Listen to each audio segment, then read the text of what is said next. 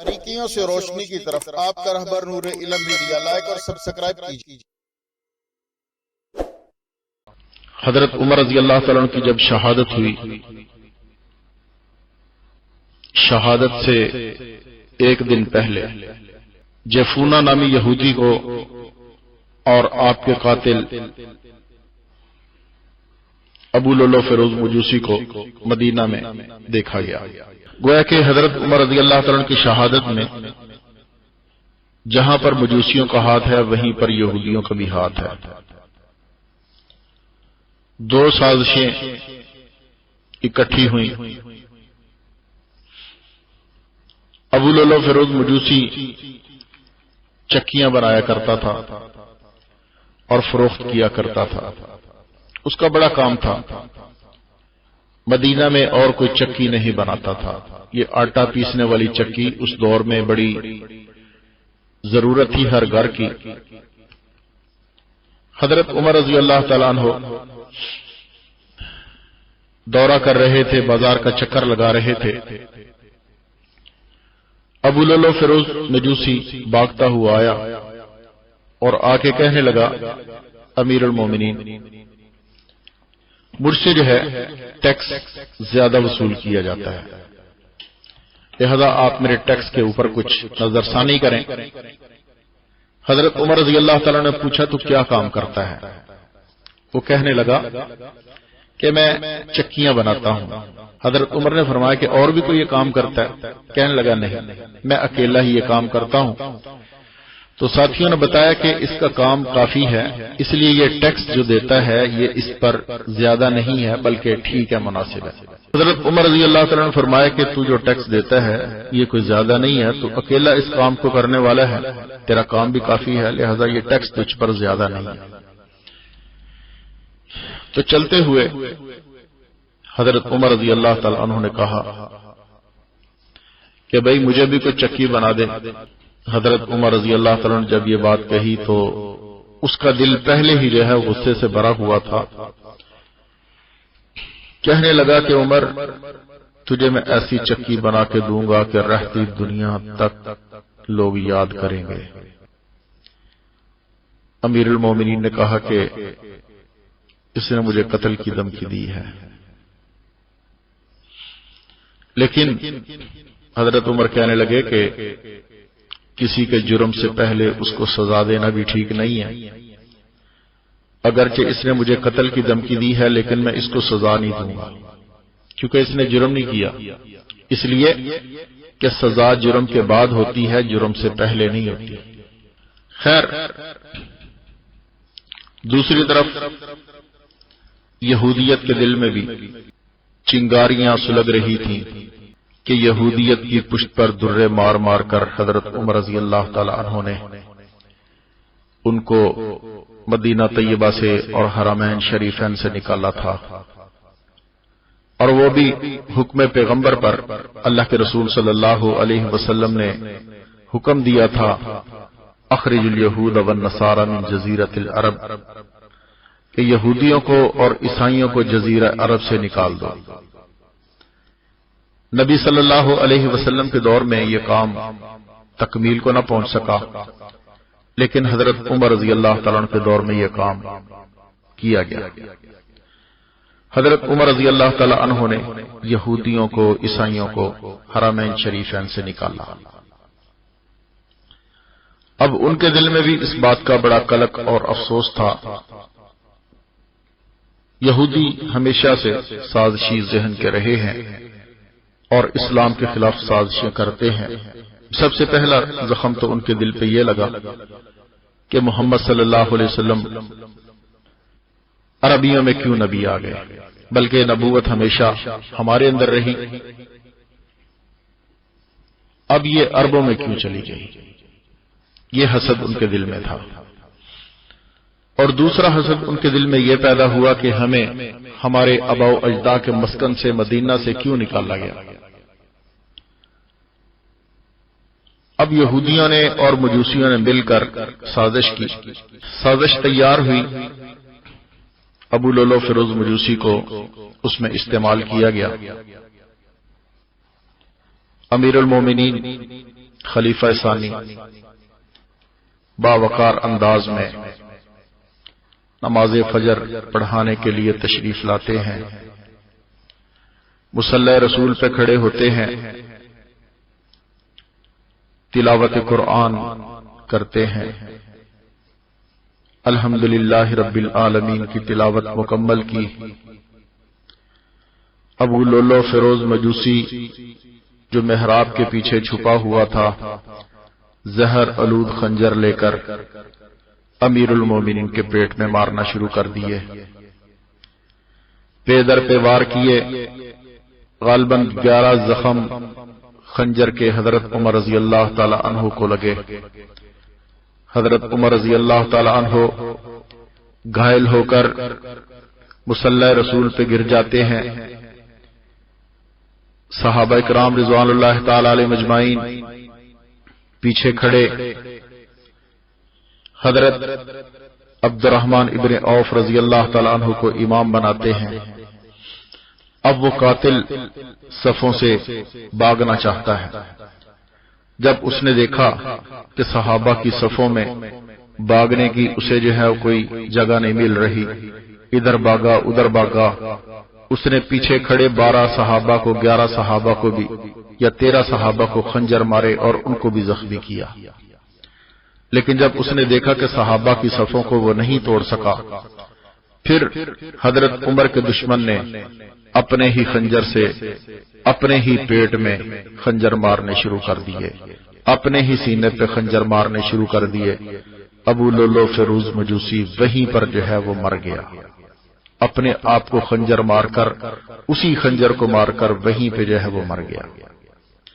آج یہی رسم عمر کے دشمن کی، یہ روز اول سے وہی رسم چلی ہوئی ہے کہ عمر کے قاتل نے بھی اپنے سینے میں خنجر مارے تھے۔ آج بھی جو عمر پہ تبرہ کرتا ہے، ہاتھ بھی اسی کا، خنجر بھی اسی کا۔ 28 ذی الحج کی یہ بات ہے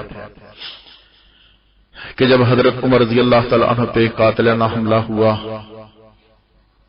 مدینہ کی گلیوں میں گہرام مچ گیا۔ نبی صلی اللہ علیہ وسلم کی وفات کا زخم مسلمانوں پہ ایک بار پھر تازہ ہو گیا۔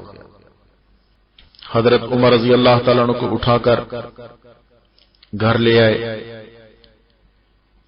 28 ذی الحج کو قاتلانہ حملہ ہوا،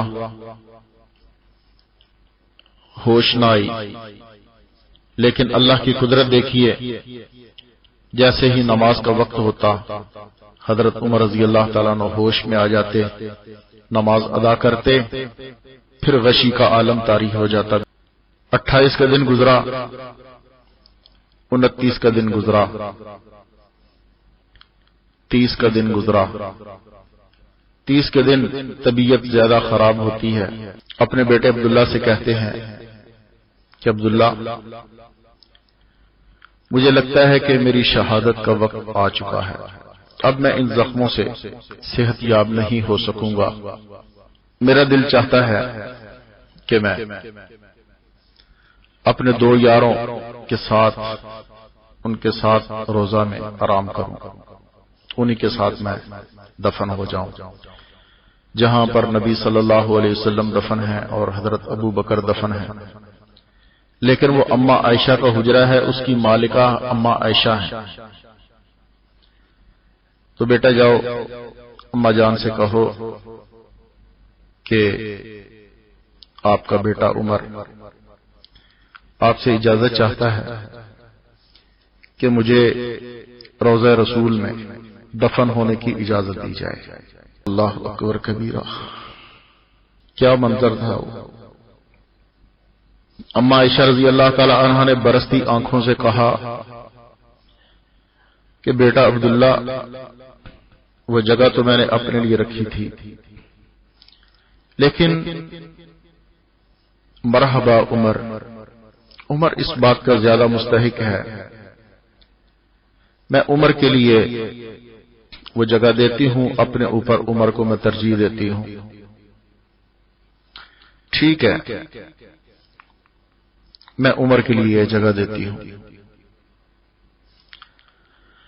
حضرت عمر رضی اللہ تعالی عنہ نے فرمایا، بیٹا جب وہ یہ اجازت لے کر گھر تشریف لاتے ہیں، آ کے کہتے ہیں کہ ابا جان آپ کو خوشخبری ہو، اما عائشہ نے اجازت دے دی آپ کے دفن کی، تو کہنے لگے بیٹا ممکن ہے اما جان نے زندگی میں میرا منہ رکھنے کے لیے اجازت دے دی ہو، جب میں مر جاؤں، جب میں شہید ہو جاؤں تو اس کے بعد پھر ایک اما جان سے ایک بار پھر پوچھ لینا، اگر اجازت دیں تو مجھے دفن کر دینا، ورنہ مجھے عام مسلمانوں کے قبرستان میں دفن کر دینا۔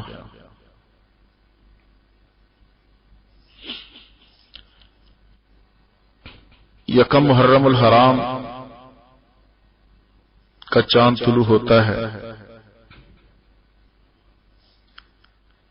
اس کے ساتھ ہی یہ اسلام کا عظیم سورج غروب ہو جاتا ہے۔ حضرت عمر رضی اللہ تعالی عنہ زخموں کی تاب نہ لاتے ہوئے شہید ہو جاتے ہیں۔ آپ کو دودھ پیش کیا جاتا ہے، دودھ پیتے ہیں، دودھ زخموں سے نکل جاتا ہے، تو حضرت عمر نے کہا کہ اب بچنے کی کوئی صورت نہیں ہے۔ حضرت عمر رضی اللہ تعالی عنہ شہید ہو گئے۔ انا للہ و انا الیہ راجعون۔ مدینہ میں ہر طرف گہرام مچ گیا، ہر آنکھ اشک بار تھی، اور اس موقع پر ام المؤمنین سیدہ طیبہ طاہرہ اما عائشہ صدیقہ رضی اللہ تعالی عنہا نے ایک جملہ کہا جو رہتی دنیا تک یاد رکھا جائے گا۔ کہا کہ عمر تو اسلام کی شان و شوکت تھا،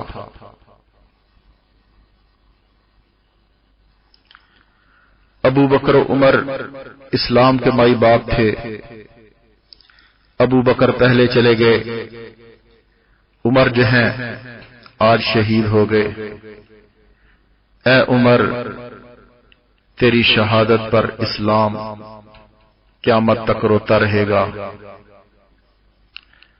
اے عمر اسلام قیامت تک تیری شہادت پہ روتا رہے گا۔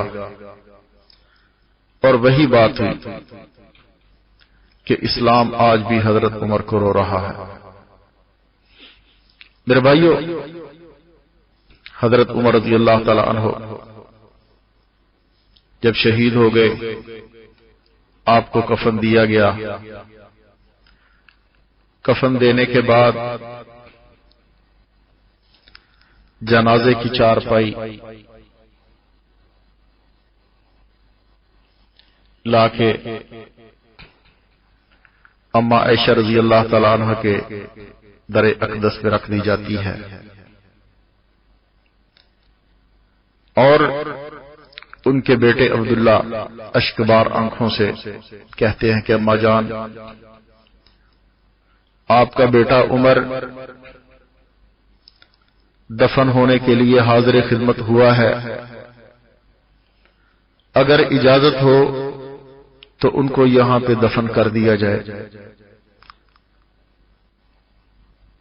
اما عائشہ رضی اللہ تعالی عنہا نے برستی ہوئی آنکھوں سے کہا کہ مرحبا عمر، عمر اس چیز کے زیادہ مستحق ہیں۔